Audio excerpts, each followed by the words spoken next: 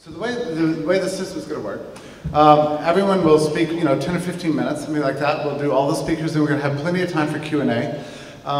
If I may just suggest on the Q&A, I know that there's so many brilliant people here. You have a microphone? There's so many brilliant people here with so much to say. It's always best, I think, in these occasions to, insofar as it's possible, limit your questions to make them as short as possible. I know it's sometimes difficult for me, right? I always want to give a speech when I'm asking a question. So think it through carefully, reduce it into as little time as possible, and let's let the speaker answer the question when the time comes. So the first panel is going to concern money and freedom, an elaboration of what I talked about just today. So, and we're going to go in the order of Cathy Reisenwitz, and then Tuur Demeester, and then Doug French will finish. So I'd like to introduce Cathy first. So I met Cathy first at the University of Birmingham, right? You were a student, right? And so it was a funny occasion because I was invited to speak there, and I brought with me the suits from Agora Financial. And I lectured for something like 2 hours, right, on the subject of intellectual property. Oh, it felt like 15 minutes, okay. And Cathy was, I guess, a senior at the time. This is only just a few years ago. And since that time, she's sort of rocketed up since her graduation as a major intellectual force in the world of libertarianism and commentary on social, economic, and cultural affairs. She runs Sex and the State. And, you've actually starred in some media productions, right, a TV series and several other things. So Cathy is one of the rising stars of the current generation of libertarians, and obviously she's a Bitcoiner. What else can I say? So welcome, Cathy, please. Wow, this is such an honor to be here. So it may seem a little bit weird to, I wanted to say also, if you want to tweet at me, it's at Cathy Reisenwitz. CathyReisenwitz. So, it may seem weird to begin a talk at a Bitcoin conference with a review of the scientific method. But I feel like if there were any audience that would at least allow me this, it would be this one. And the reason I think that is because everyone here and everyone who plays with Bitcoin is a scientist. And we're all participating in a great experiment. We all know what an experiment is. We form a hypothesis and we test it. But simple as it is, the experiment is the very best way we have to verify what we think we know about the world. And the world includes currencies. It may seem weird to say it, but I truly believe it would be impossible to overstate the importance of innovation, of the invention of money when it comes to prosperity. By making trade easier, currency fosters the innovation necessary to create wealth. So it's a pretty important thing to understand. To learn about currencies, we have to formulate theories and test them. Now, there are 2 ways to experiment with currencies. First, governments can and do experiment with monetary policy. When it comes down to it, the Weimar Republic was just an experiment. We've seen the consequences of that kind of experimentation. At the worst end, you have Germany, Chile, and Zimbabwe. But not far from that, you have the troubles with the euro, from the riots in Greece to the money grab in Cyprus, which prompted the latest Bitcoin boom. And then you have what we're seeing in America, which is the steady erosion of wealth through monetary inflation. Not only does inflation slowly eat away at individual wealth, but it also disincentivizes savings. And without savings, there's nothing to invest. So then without real savings, investment requires more quantitative easing, which begets more inflation, and the cycle continues. But on the other hand, individuals can experiment with currencies themselves. In this case, fewer experimenters lessens the fallout of a hypothesis not supported by the evidence. In addition, instead of creating victims like government experiments, everyone participating in these experiments is a volunteer. This, in essence, is Bitcoin, and this is why we're all here. Like good scientists, each one of you came here by asking a different question about currency.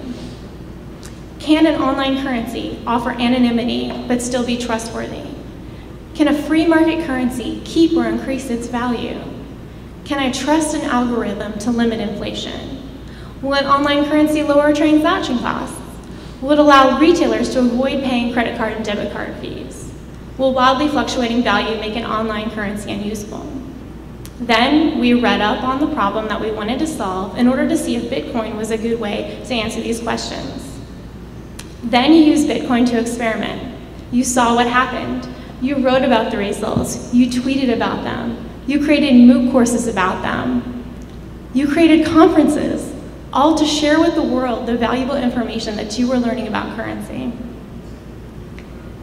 And yet, even though these experiments were completely voluntary, even though they yielded incredibly useful information, and even though you were incredibly generous with sharing that information, some people have tried to keep you from experimenting.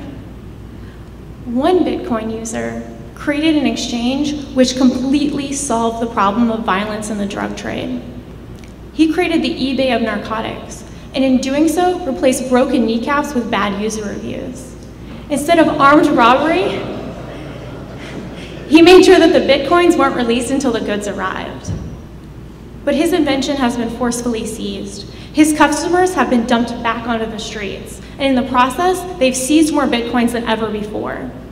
Even before that, they've seized the assets of your other exchanges. They've intimidated your nonprofits with threatening letters, and they've threatened to tax you, and they're still looking for ways to regulate you. Governments try to control currencies. With all that power, shouldn't they seek to learn as much as possible about them?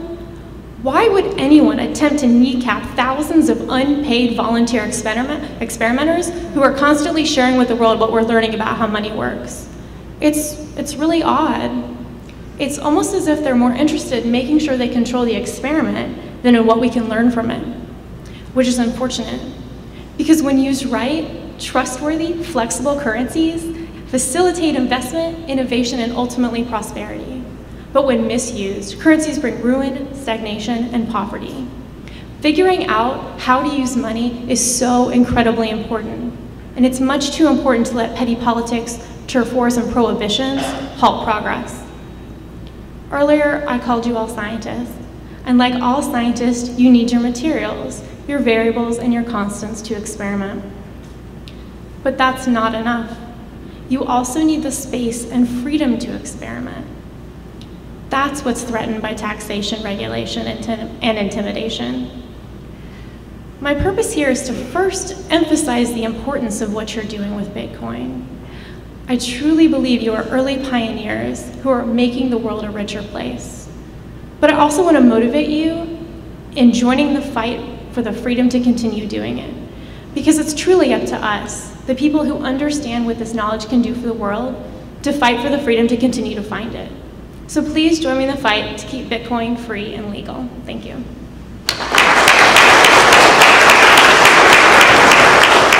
Talk, Arthur. Actually, you described yourself as Arthur. I said, but that's not what your name is. Your name is Tuur, right? But anyway, I'll let you introduce yourself.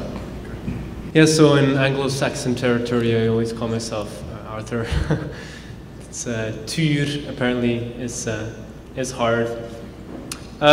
So I run a financial newsletter, and I've been racking my brain along. The motivation to start the newsletter was that I've been racking my brain a long time on how to protect myself and other people against the problems, the insolvency, the inevitable crises of the financial system. And so that brought me on the track of first precious metals and then later Bitcoin. And I was thinking for a while about what I was going to say here today, and I cooked up some ideas, and it was going to be, you know, Austrian, and it was going to be like about certain inevitabilities and fallacies, and about the 4 rationalizations of theft by government and how Bitcoin, well anyway, and then I decided to throw it all away and start again.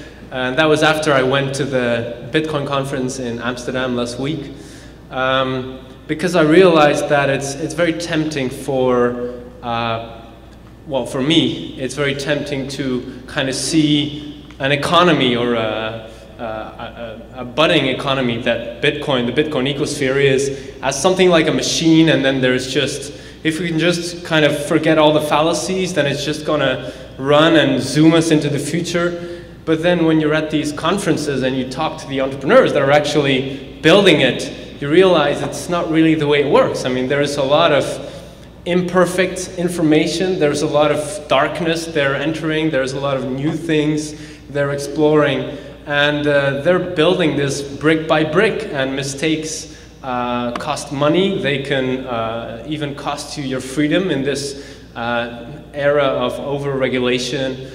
So that's why I decided to try and bring something today that's a little bit more tangible, hopefully a little bit more useful as well to the entrepreneurs, because we are building a new paradigm, and that means that maybe the old rules don't always apply, and maybe we need to think about new ways of doing things. So that's as far as my introduction goes. I want to open up by saying something about how it seems clear that technology these days is helping us expressing ourselves as individuals in an increasing fashion. There's a lot of technologies that support decentralization, and that basically means that individuals have more space to move. They're no longer under the authority of a central place.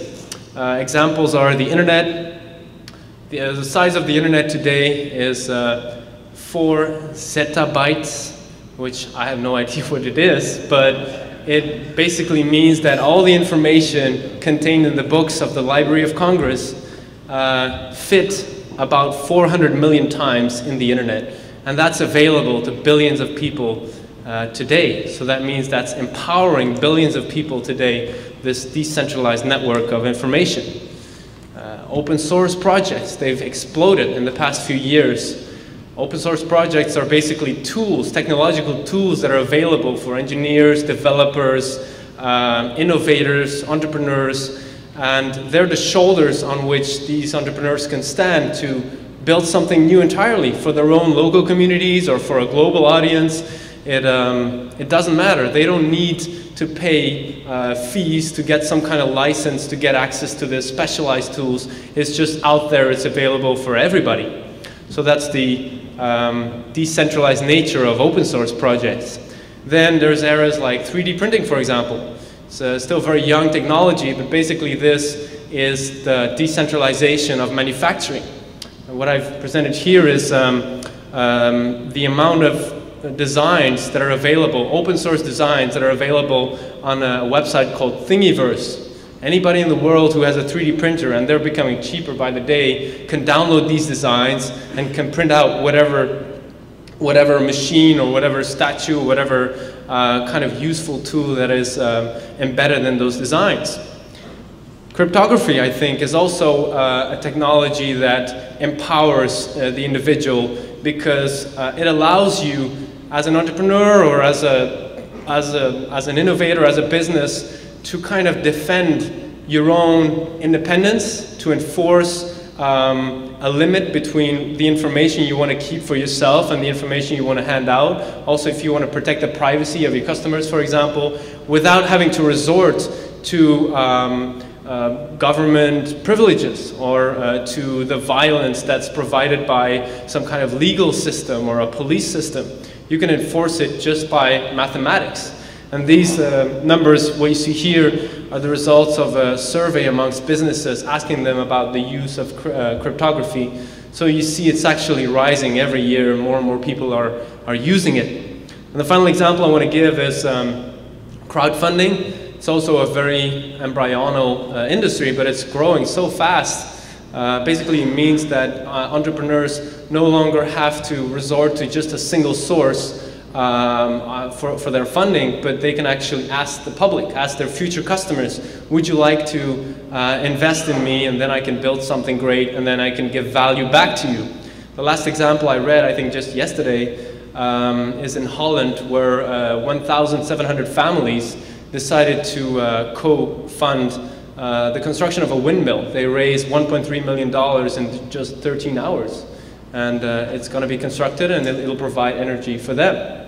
There's many more examples. You can look at energy production with windmill technology and solar especially, that's empowering individual, local production of energy, and also education, for example. I mean, the revolution in e-learning is amazing. It's growing by the last measures I saw, by 23% every year. And if I'm right, then the e-learning space should overtake the state-sponsored education by in 17 years from now, if the present trend continues. That's quite exciting.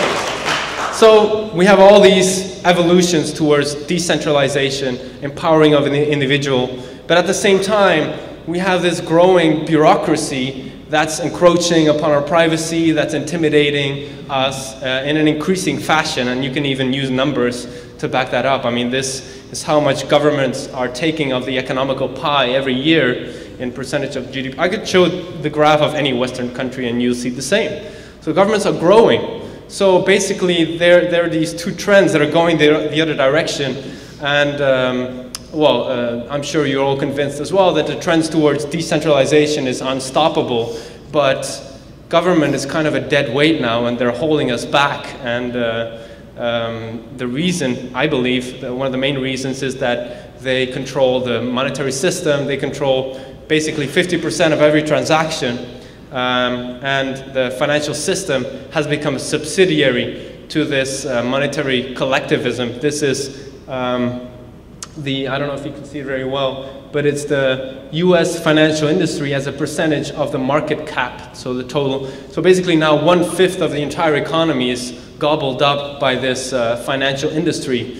And this in a time of, amazing digital possibilities. Still, it's taken up so much of it's consuming so many economic resources. So it's really holding us back.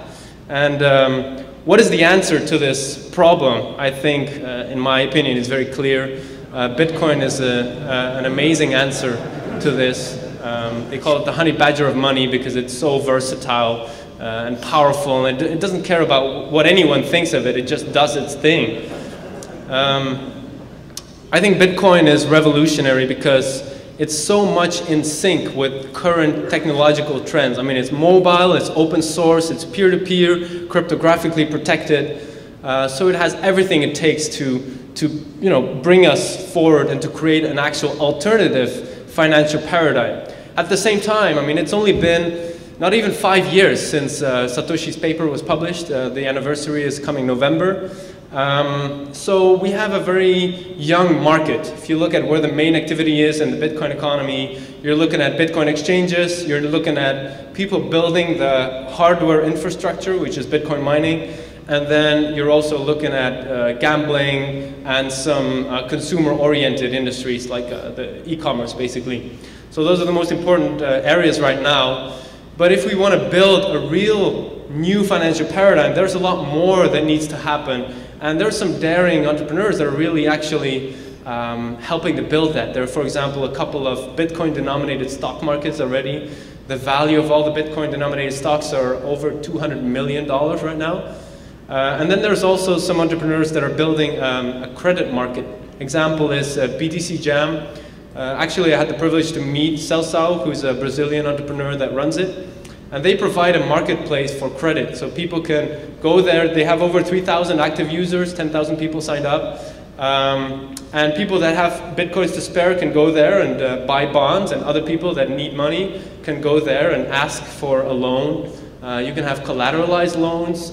You can build up your own reputation on the website. So it's very nifty, and it's developing still every day. At the same time, they have some challenges because, as you know, Bitcoin is very volatile. And that means if the value of Bitcoin rises, well, the risk for that the counterparty of the bond is going to default increases. And if you're a lender, that's kind of dangerous. Maybe it'll go up 3x in a month, and then you won't be able to pay back the loan.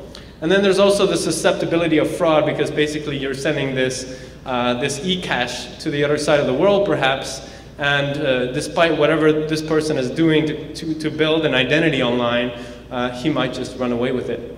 So that's why I wanted to introduced this new idea that I was introduced to by Jim Burton, who's the developer behind Multibit. Multibit is one of the more popular lightweight Bitcoin wallets.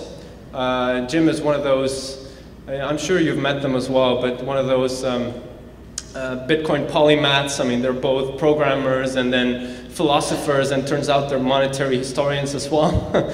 Because he taught me something I had never heard before, and that's the concept of the real bill. This is a kind of a contractual technology that's been around since the 14th century in Italy, and it developed since. And there's actually historians that say that the British Empire would have never been able to grow this vast and great without the use of this technology. So let me just briefly introduce the concept by an example.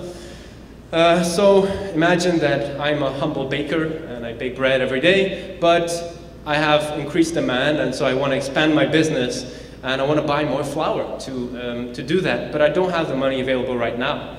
So what I do is I go to my, my co-citizen, who is Bill the miller, and he obviously has flour available, and I ask him whether he could provide me a sale on credit,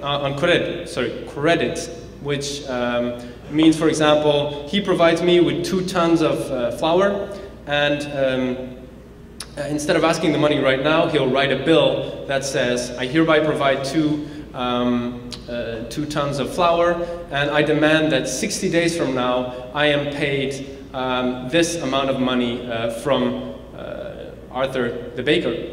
And so the bill is signed by the two parties, and that's that. And then he just waits for his money.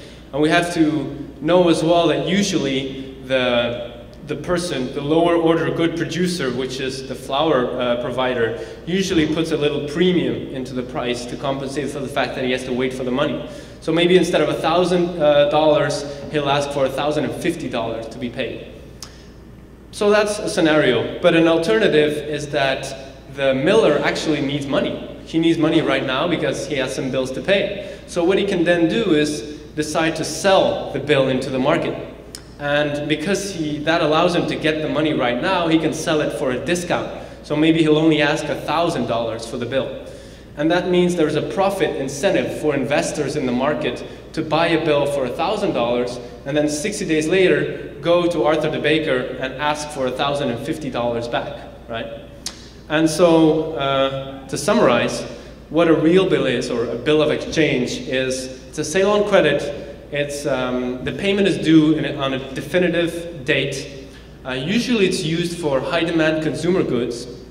The debt that it represents is extinguishable, so after the 60 days when the payment is done, you can actually just destroy the bill. There is no extra liquidity that's entering the system. It's bottom up, so it's driven by consumer demand, and the contracts are tradable. You can build a secondary markets in which these basically futures contracts can circulate, and that's also what I understand from it that happened historically. So the advantages of this system is that fraud is less likely, because if I want to defraud, it's kind of difficult for me as a baker because I already have a business, number one, and number two, I'm receiving payment in kind. So it's quite hard to run away with 2 tons of flour. You know, it's harder to run away with that than with just some bitcoins for a loan. It's not inflationary because there's no new money entering the system versus, of course, the fractional reserve system we're used to, where banks just create money out of thin air and then they provide the lender with that, and then they're paid back, and then it just keeps circulating. So it drives up prices among the economy. That's not true with real bills. The secondary market, I talked about that. So it's possible to actually create a quite sophisticated ecosphere that would provide credit to actual producers.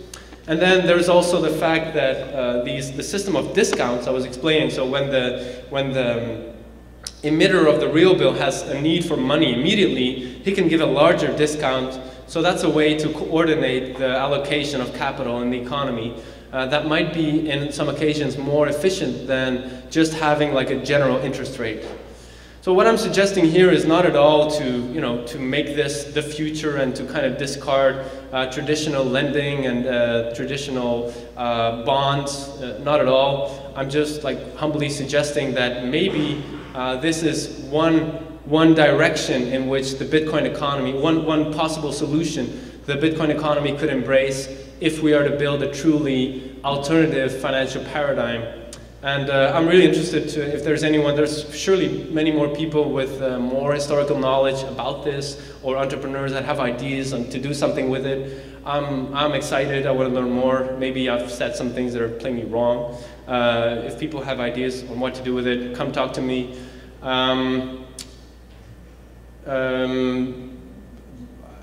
I don't have much more to say, actually. I have a website. There's nothing much there, but I'm working on an English version of my financial newsletter. I don't have an exact date for when that's going to come out. I'm on Twitter as well. If you have questions, always send me an email, or of course we can talk here at the conference. Thanks.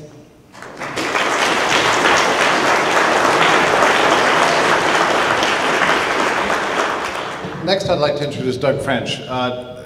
Doug French was for many years a banker in Las Vegas and knows very well and understands real-world banking institutions in a way in which most Austrian economists don't have any experience in.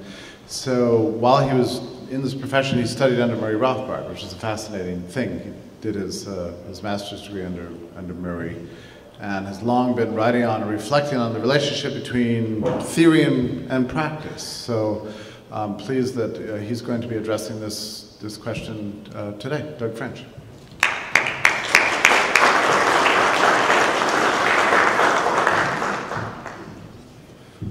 Thank you, Jeffrey. Thank all of you for coming to Atlanta to the first cryptocurrency conference.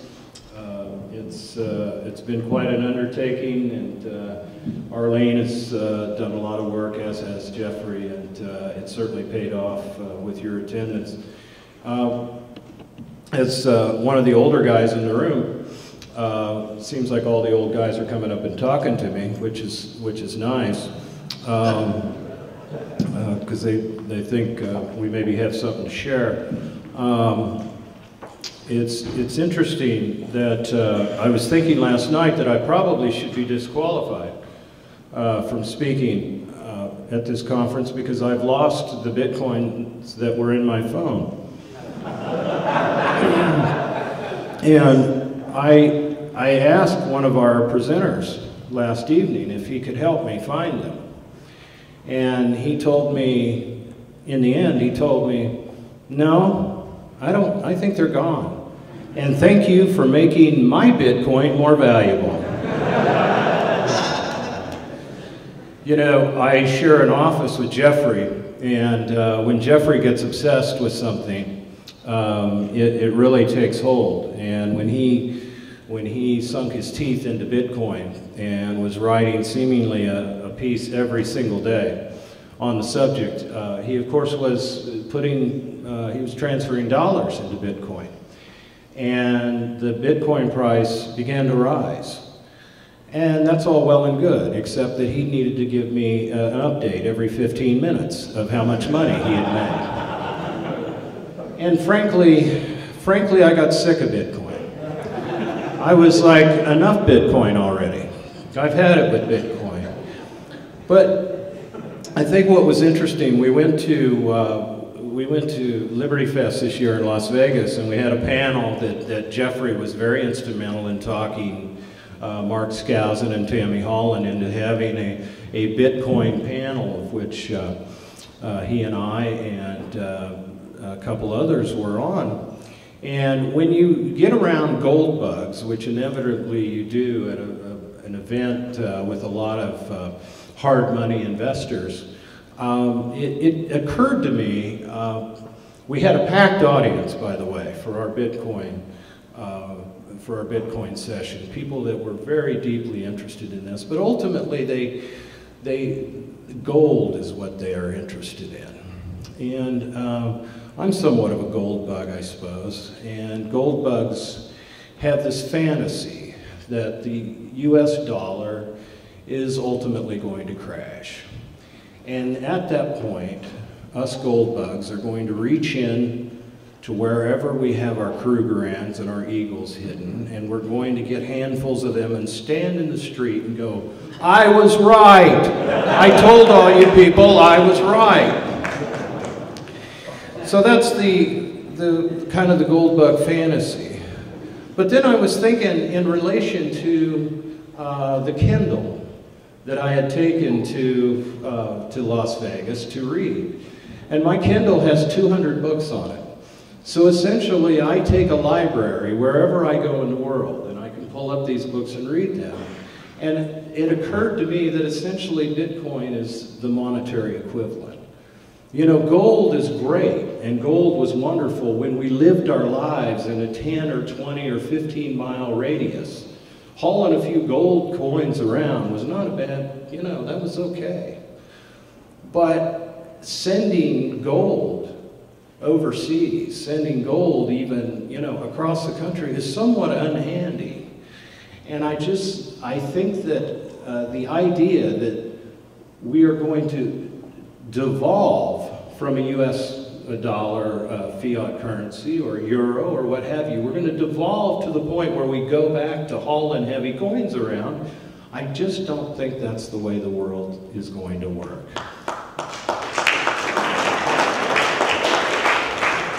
And it was at that point that Bitcoin just hit me square in the face.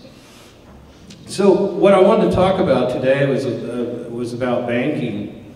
And frankly, I'm not sure what banking would look like in a Bitcoin world.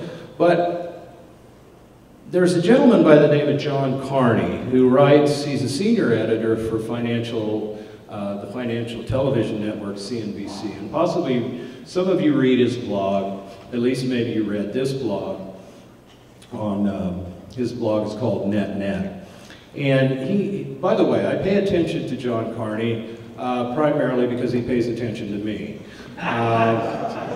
Anybody that follows me on Twitter, you know, must have something on the stick, however misguided they may be. And so, but he's very sympathetic to the free market, and he's very sympathetic to Austrian points of view. But he devoted a recent column to the idea of fractionalized banking in Bitcoin. He said it was very, very possible. And he started his column by saying that many people have said that one of the advantages of Bitcoin is that you could not have fractionalized banking. You could not create new money through the Bitcoin system. And he disagrees. He writes, whatever the merits of the argument, however, it is just not true that there can't be fractionalized lending in Bitcoins. He says, I imagine I set up a Bitcoin bank. I offer to store Bitcoins on my secure servers where they are less likely to be lost or stolen than if they were kept on your laptop. Let's say 100 Bitcoin users decide to bank with me, collectively depositing 100,000 Bitcoins. This is accomplished just like every other transfer of Bitcoins. Well, yeah, except transferring Bitcoin is different than depositing money in a bank. I mean, when you transfer Bitcoin, just by the mere nature of doing it, you know that you don't have the use of those Bitcoin anymore. But when you deposit money in a bank, if you go put $100 in your favorite bank down the street, you assume that $100 is yours to use. It's $100 that you can write checks on. It's $100 that you can write checks, either write checks or transfer or come and withdraw it at any time. You have not given up the use of that money. But when you transfer Bitcoin, you know that you've relinquished the use of your Bitcoin. They believe their money is available to depositors. Believe that their money is available to them at all times. That it's their property. When you transfer the Bitcoin, you know that the banker now has the Bitcoin, and it's for them to do what they want. Now he goes on and he says, I have 100,000 Bitcoin, can I lend these out? He says, of course I can. He says, I could even require banking with me as a condition of getting a Bitcoin loan, which would mean I don't even need to transfer the Bitcoins when I make a loan. What he's talking about here is creating Bitcoin substitutes, similar to the idea of making monetary substitutes. But there isn't a need to make monetary substitutes. There used to be a need for making monetary substitutes when money was gold. It was unhandy, as I said earlier, to haul gold coins around, so people would put gold coins in a bank and they would get a receipt for those gold coins, and then the receipts would then trade as money because it was easy for them to transfer. That is not a problem with Bitcoin. We can kiss our phones together and transfer Bitcoin all we want. It's not a problem then to work with Bitcoin. So what we have in the case of Carney's, and he goes on to talk about how much he could lend, and as long as he doesn't get a run on his Bitcoin bank, as long as he can get more deposits of Bitcoin in, he's going to be, it's all going to be well and good. And what he is describing, of course, is fractionalized banking. But when Carney lends Bitcoin, he has loaned a specific property to someone else. It's what Jeffrey described earlier. Bitcoin is specific property. It's money that's rooted in property values. The owners of Bitcoin retain that ownership. If they transfer it to the bank, they've relinquished that ownership. Two people cannot own the same Bitcoin at the same time. I think we have a few miners in the audience, right? We have some miners. Can two people own the same Bitcoin at the same time? Yeah, I get a little like this. Right. I think that's the whole idea Satoshi set up with this system, is that you can't have two people owning the same asset at the same time. In traditional banking, when you put $100 in the bank, you own that $100. But the bank has taken at least 90 of it, and maybe 100 of your $100, and lent it to somebody else. So you have two people owning the same asset at the same time. That's how money's created in the fractionalized banking world. You can't have that in the Bitcoin world.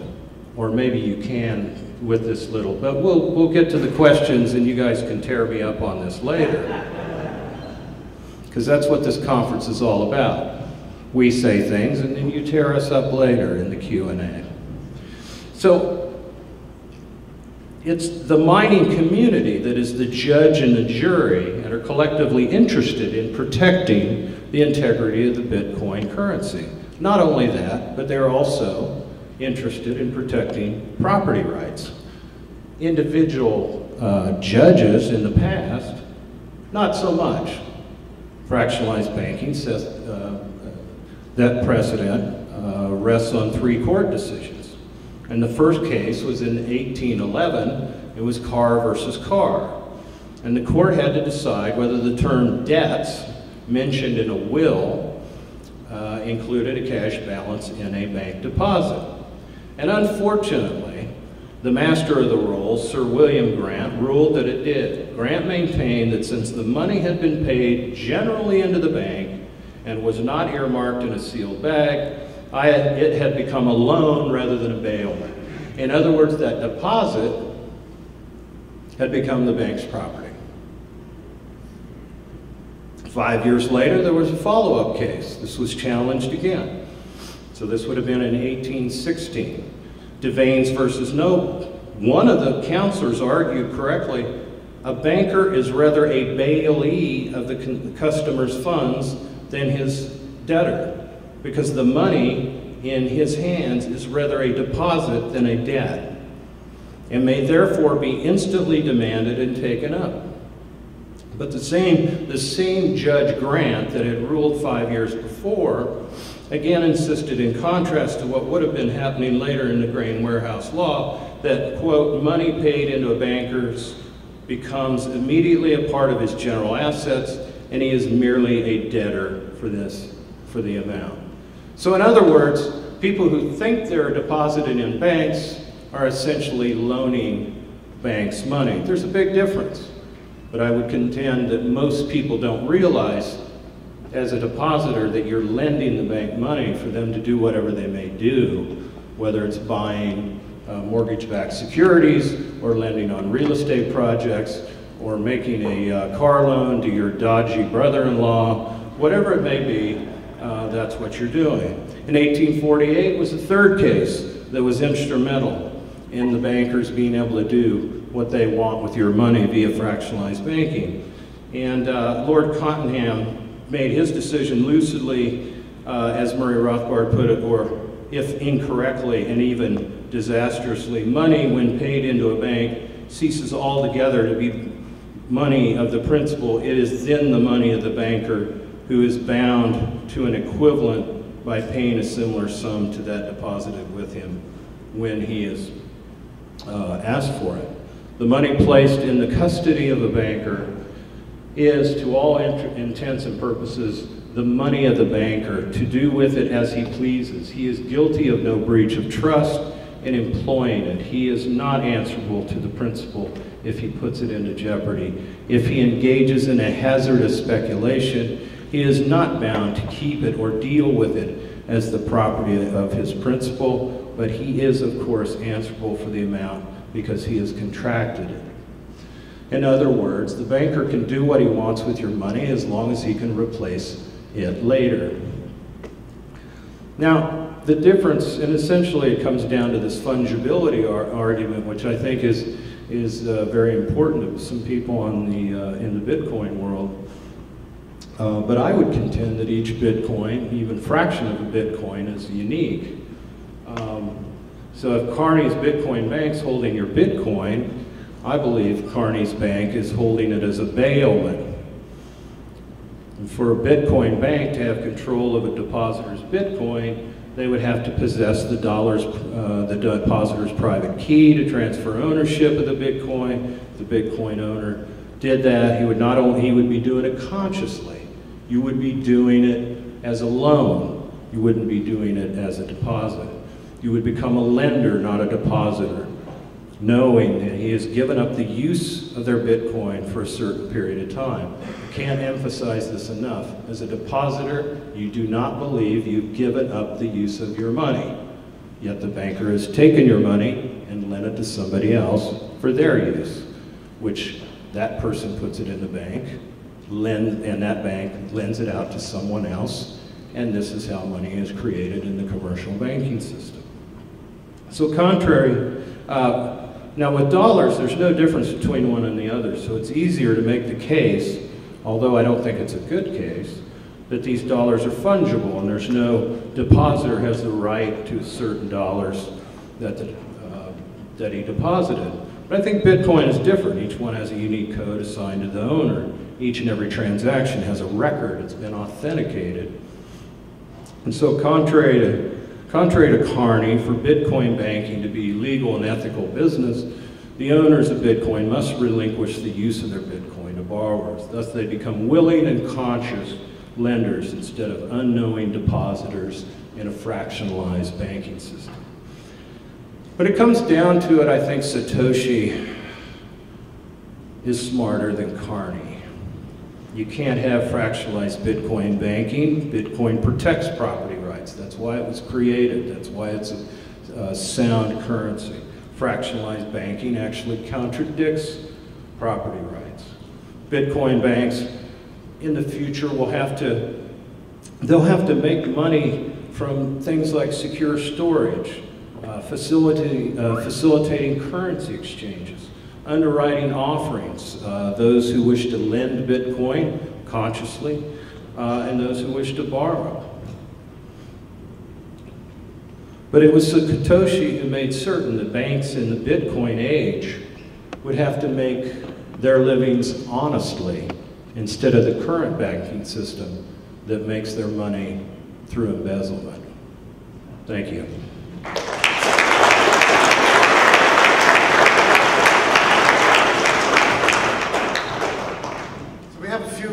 just about 15 minutes for questions and answers. I'd just like to kick it off here. Cathy, if I can just present the first question from me to you. What is your sense among people of your generation? What is your sense of how people your age and students just now entering the workforce are responding to Bitcoin and its alternative and its possible potentials? And what do you see as the barriers to adoption? I'm seeing a lot of interest among young people in figuring out what's going wrong with our money. I think if you look at the success of the Ron Paul candidacy among young people, oddly, his two big issues were peace and sound money. And I think that young people especially are really interested in how is our monetary system going to be functioning going forward? How can I build wealth for myself when I'm in a lot of debt now? How can I save when the Federal Reserve System is disincentivizing my savings? And so I see a lot of people looking for alternatives. I think that, as has been mentioned before, ending the Federal Reserve is great and gold is good, but it's obviously not enough. And so I think there's interest in Bitcoin and cryptocurrencies as an alternative to that. I think the big barriers to entry would be just how technologically savvy that you need to be to get started, but I think that those barriers are coming down as people see profit in making it easier for people to adopt it. Does that make sense? You do a lot of writing on illicit markets, right? So what to your mind is, how should we evaluate the relationship between cryptocurrency and things like black markets and illicit sex trade and that sort of thing? What's your sense of that? I think that you actually see a lot of innovation in black markets because you have high risk, high reward, and it's kind of the same people, I think, who are attracted to black markets are attracted to new innovations in currency and other situations where, early pioneers in Bitcoin were taking a big risk in their time and in their money and their energy, and it paid off for them. And sometimes it doesn't, but they understand that, so they're willing to get involved. So I think any kind of high-risk, high-reward innovation is going to start out in kind of that risky, maybe black market area, but then as it proves itself, and a lot of currencies haven't, but as Bitcoin has proved itself, then it starts to move into a more white market area. And you can address, one person on the panel or everyone. For Douglas French. If I'm understanding what you said correctly, and I'm probably not, are you saying that gold is fungible and that 1 ounce of gold, assuming there's no collectible quality, 1 ounce of gold is worth another ounce of gold? And Bitcoin is fungible, but it's fungible in a different way. One Bitcoin is worth the same as another Bitcoin. However, there's a second component in that it has its own key that belongs to a single person.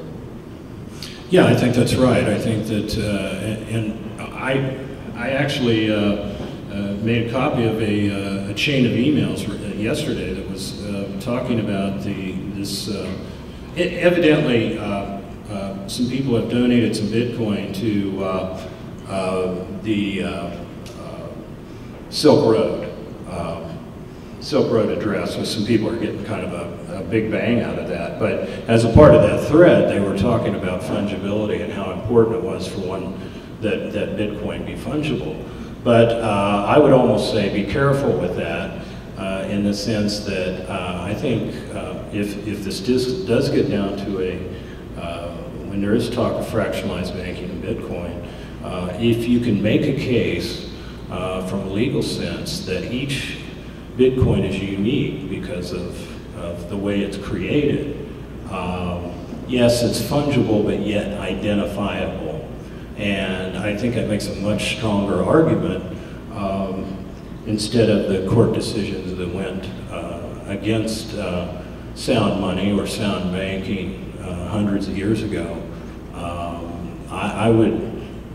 I think that the view should be that, yeah, all Bitcoin are maybe created equal, but that they cannot be identified individually, and that these deposits should be bailments instead of just property of the bank, so that the banker can do whatever they want. Hi, Sorry for my language, but I want to clarify several points. One key can belong to multiple persons. So this way, one Bitcoin can belong to multiple persons, but only one person can spend it. And after that, the rest of keys becomes invalid. And second thing is banking with Bitcoin. If offer the value of bank is additional security for coins. In order to provide additional security for coins, you should transfer your control over these coins to the banker. If you will not transfer this control, the security depends on your storage. So, as far as you transfer control, you're creating new coin. It's how protocols works. So it's no more identifiable as the same minded coin. Okay. I don't really have an answer to that. If you ask me really hard questions, I'm going to be stumped, and I'll just tell you that I am. Hello. How are you guys doing today? Thanks for coming.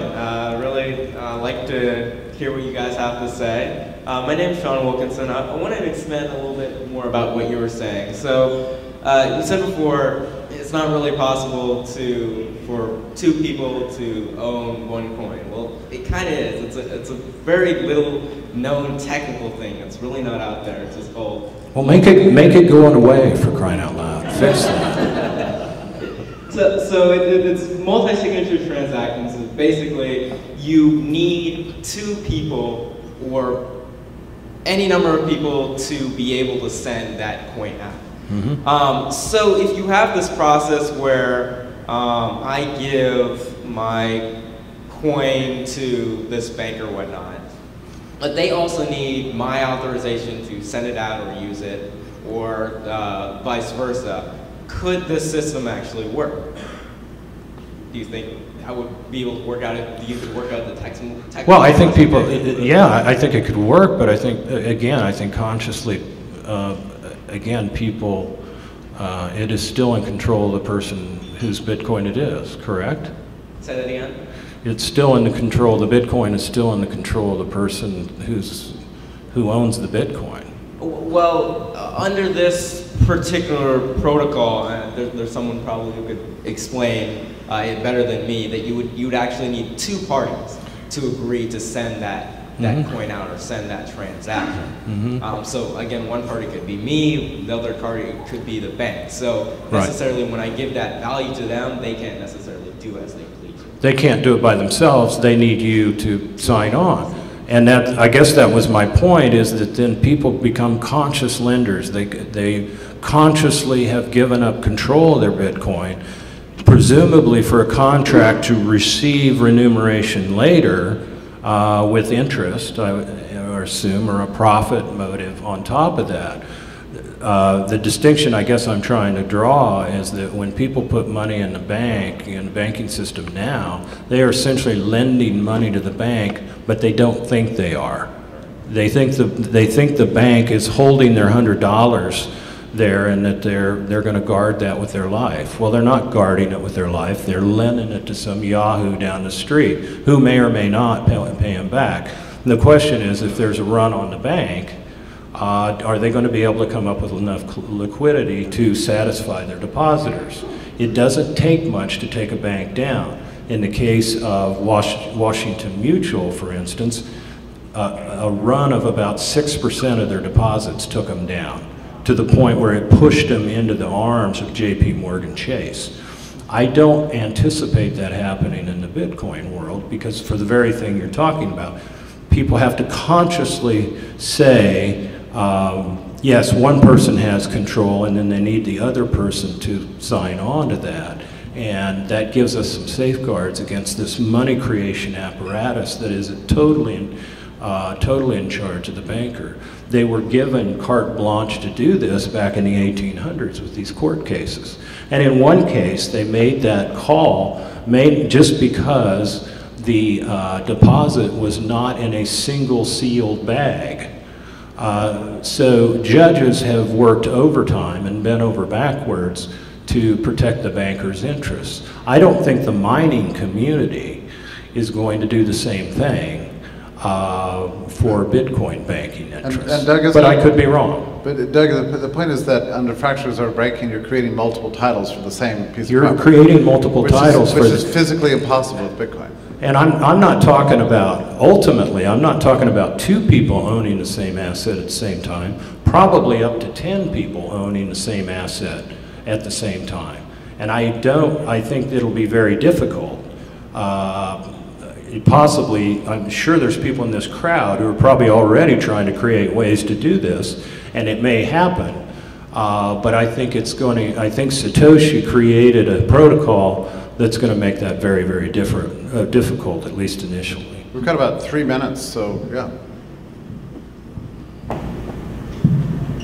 Good morning, and thank you for being here.